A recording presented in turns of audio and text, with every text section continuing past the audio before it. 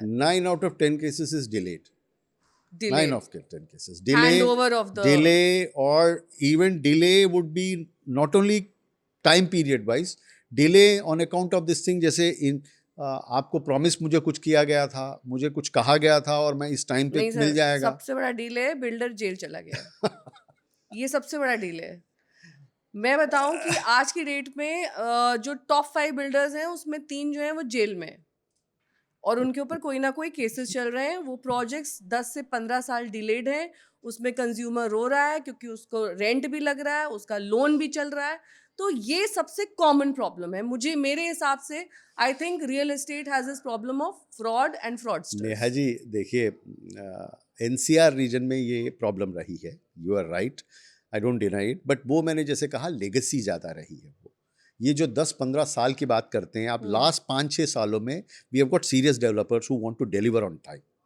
Even छोटा भी developer है. People don't know their name ना, जिनके No, no. नाम मालूम थे So, वो सब उनके साथ धोखाधड़ी करके. अब वो पुराने लेगेसी वाली आप बातें करें, कुछ लार्ज ग्रुप्स जो है वो इश्यूज में रहे. रीसेंट टाइम्स में पिछले 10-15 साल का. And I am talking of personal experience also. आप यूनिटेक ले लीजिए, आप जेपी ले लीजिए, आप आम्रपाली ले लीजिए, सारे प्रोजेक्ट्स उनके डीले चल रहे हैं.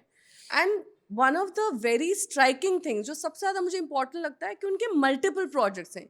एक दो नहीं सफ़र कर रहे हैं, कई सारे, और उसमें लाखों लोग इन्वॉल्व हैं. Yes. तो ऐसे में आपने बैंक लोन ले रखा है, अब उसकी भी किस्त जमा हो रही है, तो ultimately NBCC has a role to play. अब इसमें अगर आप समझा सकें कि रेरा किस हद तक उसको कंट्रोल करता है, या फिर अगर सरकार दे देती है एनबीसीसी को प्रोजेक्ट पूरा करने के लिए, तो रेरा का रोल खत्म हो जाता है. व्हाट डज द लॉ से? पहली बात तो ये समझिए कि एनबीसीसी को देने का कोई ऐसा प्रावधान वैसे नहीं है. ये कोर्ट्स में जब मामला आया है, जैसे आम्रपाली एक क्लासिक केस है, जब से हम एनबीसीसी हम अक्सर कहते हैं, क्योंकि आम्रपाली में काफ़ी 30-40 हज़ार लोग सफ़र कर रहे थे और उनके लिए एक वाया मीडिया निकाला गया क्योंकि प्रोमेटोस कंप्लीट नहीं कर पा रहे थे. तो वहाँ सुप्रीम कोर्ट का इंटरवेंशन से एनबीसीसी को लाया गया. अदरवाइज एनबीसीसी तो is a Navratna. It's a it's got nothing to do with taking over of projects. But NBCC does bid for projects. जहाँ कहीं पे भी कोई स्टक प्रोजेक्ट है वो बिड करते हैं, वो कंप्लीट करने के लिए आगे बढ़ते हैं एज ए बिजनेस मॉडल. ये ज़रूरी नहीं है कि उन पे ये थोपा गया हो. दूसरा क्लासिक एग्जांपल सर है कोर्ट का, जिसमें पूरी बिल्डिंग गिरा दी गई थी जब कोर्ट फाउंडेड. करेक्ट. सो गुड़गांव में हुआ है वो, और नोएडा में भी हुआ है.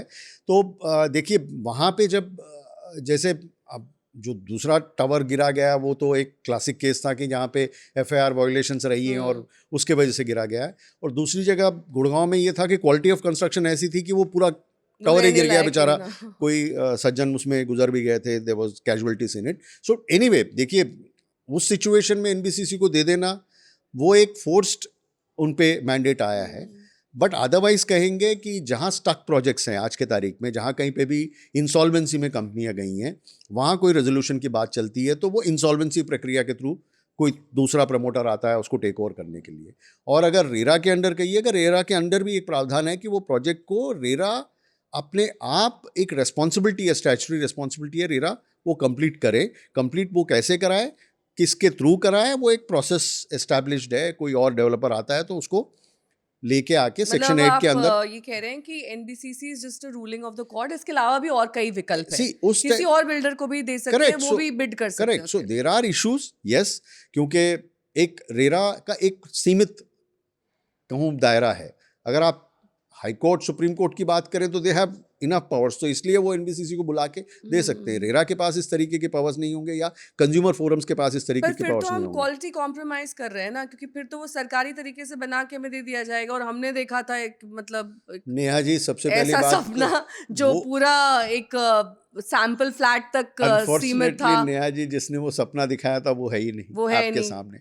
जो करने आए हैं वो आपको एटलीस्ट तो आउट लॉस तो मेरा हुआ ना एज अ कंज्यूमर. मैं इंटरेस्ट भी पे कर रही हूँ अपने लोन का, मैं रेंट भी दे रही हूँ, मुझे ये भी नहीं पता है पोजेशन कब मिलेगा.